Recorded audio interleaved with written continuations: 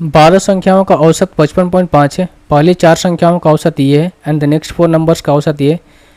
10वीं संख्या जो है 9वीं संख्या से 10वीं संख्या is greater than 9th number by 3 but lesser than 11th number and 12th number by 2 and 3 respectively. ठीक है भाई, बोला क्या है कि 10वीं संख्या जो है 9वीं संख्या से 3 अधिक है और लेकिन जो 11वीं संख्या और 12वीं संख्या से क्रमशः 2 और 3 कम है। तो 10वीं संख्या और 12वीं संख्या का औसत कितना होगा।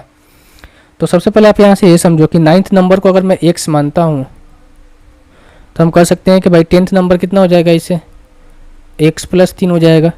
ठीक है, और 11th नंबर कितना हो जाएगा, ये हो जाएगा आपका x + 5 एंड 12th नंबर कितना हो जाएगा आपका भाई x + 6। देखो बोल के रखा है ना भाई इन्होंने कि 10वीं संख्या जो है 9वीं संख्या से 3 अधिक है। तो 10वीं संख्या 9वीं संख्या से 3, अगर 9वीं संख्या का x माने 10वीं संख्या x + 3 हो जाएगा। लेकिन 11वीं और 12वीं संख्या से 2 और 3 कम है।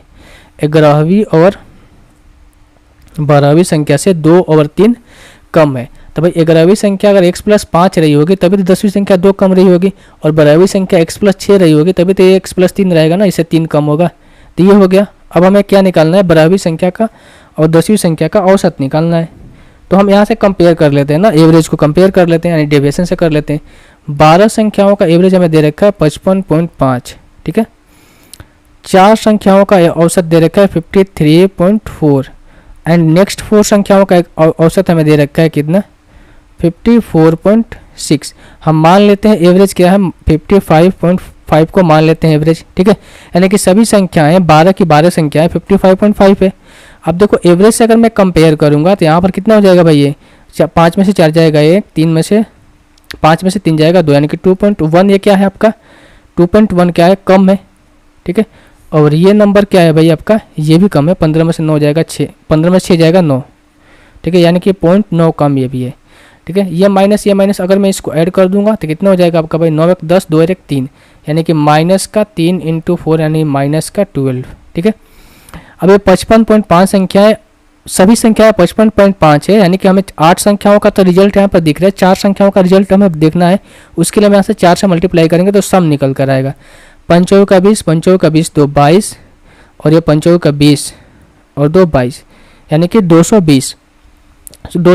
ठीक है, अब ये माइनस में इसको बैलेंस करने के लिए हम क्या करेंगे, यहाँ से प्लस करेंगे तो ये कितना हो जाएगा आपका, 2 और 2 4, 2 और 1 3, और हो जाएगा 2, 234 सम निकल कर है 4 संख्याओं का। ये जो 4 संख्या हमने लिखी है ना, इसका सम निकल कर है। तो हम यहाँ से x की वैल्यू कैलकुलेट कर सकते हैं, यानी कि 1 2 3 4x प्लस में ये 5 और 3 8 और 6 14 बराबर हमें ये दे रखा है 2 3 4।